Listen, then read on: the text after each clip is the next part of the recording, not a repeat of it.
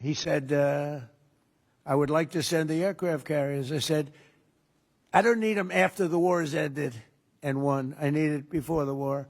So I was very upset with, not upset, I was not happy with the UK. I think they'll be involved, yeah, maybe. But they should be involved enthusiastically. We've been protecting these countries for years with NATO, because NATO is us. You can ask Putin. Putin fears us. He doesn't fear, he has no fear of Europe whatsoever.